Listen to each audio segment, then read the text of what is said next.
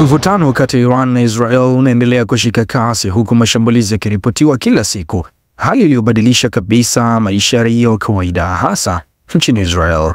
Kwa mujibu wa ripoti ya France 24, raia wa Israel wanaishi kwa kengele kutokana na mashambulizi ya makombora yanayodaiwa kurushwa na Iran. Wakati hali ikizidi kuwa tete, viongozi wa Ulaya wameendelea kushinikiza mazungumzo ya kidiplomasia. Mawaziri wa mambo ya nje kutoka Ufaransa, Ujerumani na Uingereza wamekutana mjini Geneva na waziri wa mambo ya nje wa Iran Abbas Araghchi kujaribu kusukuma mbele juhudi za kidiplomasia. Hata hivyo, Iran imesisitiza kuwa haitajihusisha na majadiliano yoyote hadi Israel itakaposimamisha mashambulizi yake dhidi ya Jamhuri ya Kiislamu. Katika hatua nyingine, rais wa Marekani Donald Trump amesema Ulaya haitakuwa msaada wowote katika kumaliza vita hivyo, akieleza kutoridhishwa kwake na msimamo wa mataifa ya Ulaya. Akiwa kwenye mahojiano na Fox News, Trump pia alitofautiana na ripoti za intelijensia ya Marekani kuhusu Iran kutotengeneza silaha za nyuklia, akidai kuwa ripoti hizo si sahihi na kutangaza kuwa atatoa muda wa majuma mawili kwa juhudi za kidiplomasia kabla ya kuamua iwapo Marekani itachukua hatua za kijeshi dhidi ya Iran. Wakati huo huo, mkutano maalum wa Jumuiya ya Ushirikiano wa Kiislamu OIC unaendelea jijini Istanbul, ambapo swala la mgogoro kati ya Iran na Israel linatarajiwa kupewa kipaumbele. Mkutano huo unawakutanisha mawaziri 43 na wawakilishi kutoka mashirika ya kimataifa wakijadili njia za kudumisha amani na kuzuia maafa zaidi ya kibinadamu katika eneo hilo lenye mivutano ya muda mrefu. Katika kufuatilia na kuelewa hali ya mambo jinsi ilivyo Mashariki ya Kati, nimezungumza na mchambuzi pamoja na mfuatiliaji wa siasa za kimataifa Ibrahim Rahbi, na kuanza kwa kumuuliza kwamba je, mvutano huu ni mwendelezo wa historia ndefu ya uhasama kati ya mataifa haya mawili au kuna kichocheo kipya kilichofufua kwa nguvu zaidi? Huwezi kupata moja kwa moja asili hasa ya mgogoro, lakini unaweza ukaona kama kulikuwa kuna kutokuwajibika kwa upande mmoja kutimiza matakwa ya kile ambacho kinafahamika kama sheria za kimataifa. Nchi zinazomiliki nyuklia, karibu nchi zote ambazo zinamiliki nyuklia ziko kwenye utaratibu maalum ambao unafahamika kimataifa. Zimekuwa zikisaini kuwa chini ya NPT, hii taasisi ambayo inasimamia hasa masuala ya nyuklia na uendelezaji wa nyuklia, lakini wana IAEA ambayo pia yenyewe ni wakaguzi wakuu wa uendelezaji wa nyuklia duniani kote. Sasa swala la urutubishaji tuseme, ambalo ndio naweza kusema kuwa ndio mgogoro mkubwa uliozua hiki, kuwa Umoja wa Mataifa au na sheria za kimataifa zinaruhusu nchi zote duniani kuwa na haki ya urutubishaji wa urani. Ndio maana unasikia hata sisi hapa rais alitangaza hivi karibuni kuwa tutakuwa na uchimbaji wa urani na kuendeleza programu ya urani, kwa sababu hiyo ni haki yetu kisheria. Kwa hiyo nchi zote zina haki hiyo. Sasa ni kiasi gani utarutubisha? Nadhani hapo ndio maswali yanakuwa. Sasa Israel ni nchi ambayo tayari yenyewe ina silaha za nyuklia tangu miaka ya 60, na imekuwa sasa ikitumia nafasi yake na ushawishi wake kwa ambao inao ndani ya serikali ya Marekani kuhakikisha kuwa Mashariki ya Kati hatotokea mwingine akamiliki nyuklia zaidi yao. Ndio wamekuwa wakiathiri nyuklia zote, kuanzia zilizokuwa zinataka kujengwa Iraki, zilizokuwa Syria, zilizokuwa Libya, zote walihakikisha wanaziangamiza kuwa hazitokuja kutokea.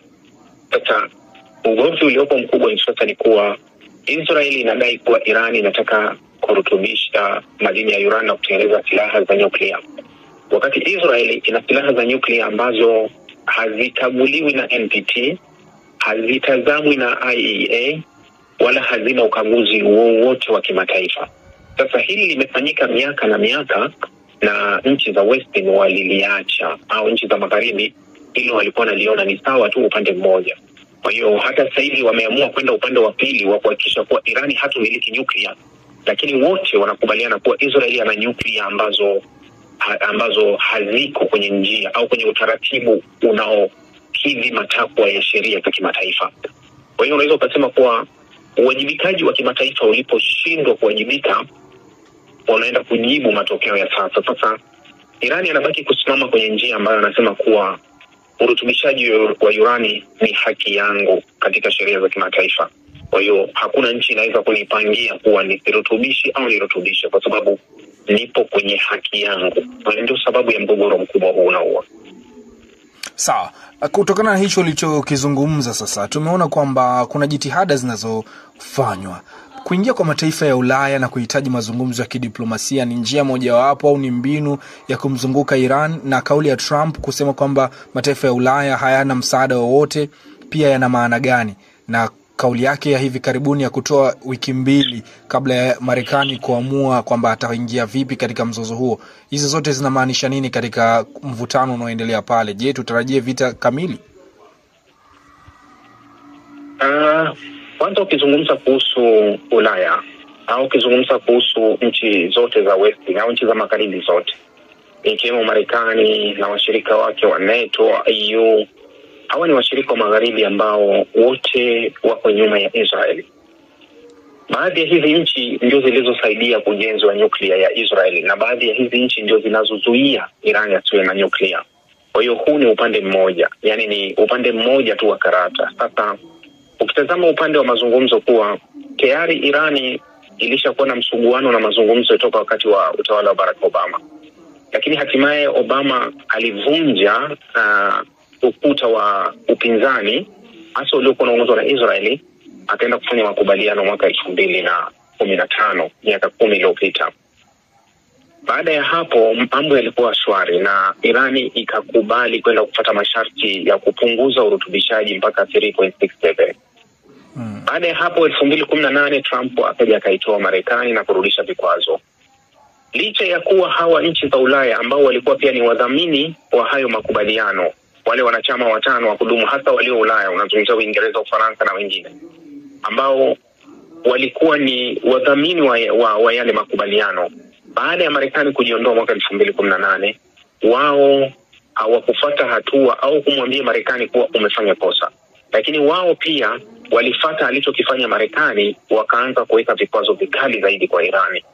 Sasa hawa huwezi kuwaweka kwenye kundi la kuwa huenda wakasimamia mazungumzo, na ndio maana wamefanya raundi 5 za mazungumzo kabla ya kuanza hii vurugu. Kumekuwa na mazungumzo yaliyofanyika Muscat mara 3 na kuna mazungumzo yalifanyika kule Rome mara 2.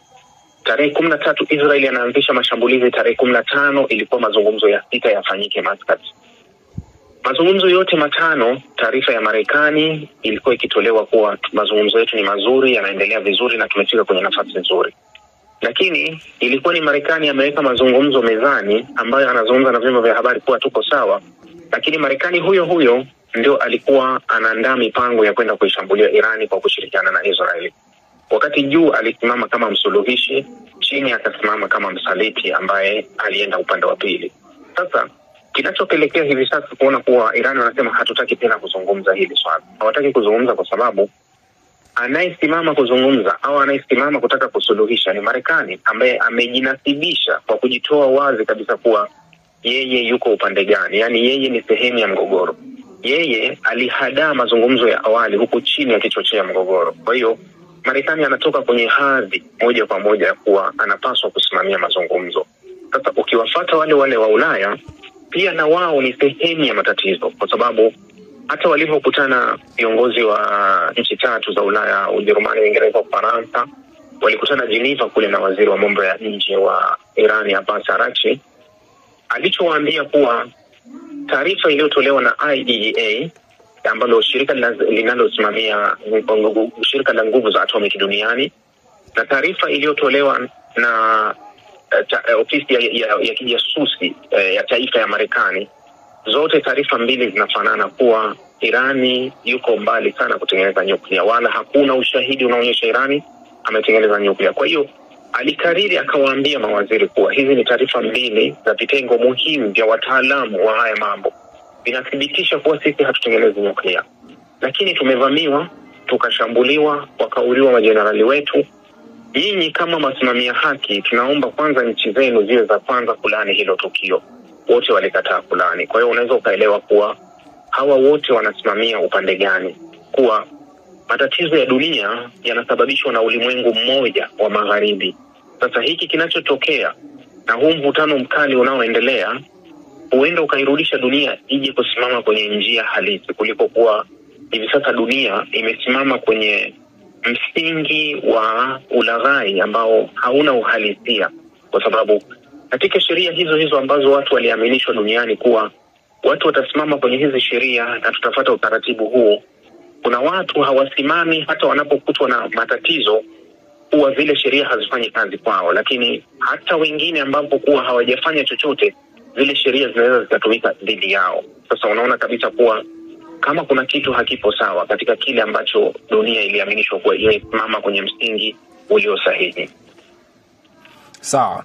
Tumalize sasa, tuone kwamba hii hali ambayo inaendelea pale Mashariki ya Kati, tunaona kwamba kwa sasa raia wa Israel wanaishi katika hofu kubwa, lakini pia Iran anakabiliwa na vikwazo vya upinzani wa kijeshi uliokuwa mkubwa, na ikiwa sasa mzozo huu utageuka kuwa vita kamili, tutarajie nini Mashariki ya Kati? Je, nchi ambazo zilikuwa zikishambuliwa au zilikuwa zikigubikwa na mzozo ambao unatokea upande mmoja kama ulivyosema, mataifa kama vile Syria, Yemen pamoja na mengine, yanaweza kaingia pia katika mzozo huu? Huu unaweza ukawa, ikiwa huu kama utazuka vita kamili, basi hii ndio inaweza ikawa vita kubwa zaidi ya karne, kwa sababu hii vita haitowaacha mbali washirika wote wenye nyuklia wakubwa. Wataingia, kwa sababu Irani ni nchi ambayo haikuwa na uhusiano na nchi za magharibi, lakini ilikuwa na uhusiano na nchi za mashariki, na Irani ni sehemu ya maslahi ya Uchina, Urusi. Sasa ukiangalia nadharia na kile ambacho kilikuwa kimezungumzwa na ulimwengu wa magharibi, kwanza wakati wanaingia Irani wanasema kuwa tunaenda kuvunja nyuklia za Irani, lakini katikati ya hilo unaona kama kauli zinabadilika. Wanazungumza kuhusu regime change, mabadiliko ya utawala wa Irani. Unapozungumza kuhusu mabadiliko ya utawala wa Irani, maana yake unaenda kugusa maslahi pia ya Urusi, unaenda kugusa maslahi ya Uchina. Licha kuwa hawa wote walikuwa wamejiweka pembeni kwenye swala la awali la nyuklia, lakini unaona sasa kauli zinaanza kutoka kwa China, kauli zinaanza kutoka kwa Urusi kuwa hili hatukubaliani nalo. Sasa ni uamuzi wa Marekani kuwa aamue kujiunga moja kwa moja na mzozo na Israeli kwa nia ya kwenda kubadili utawala uliopo wa Teherani.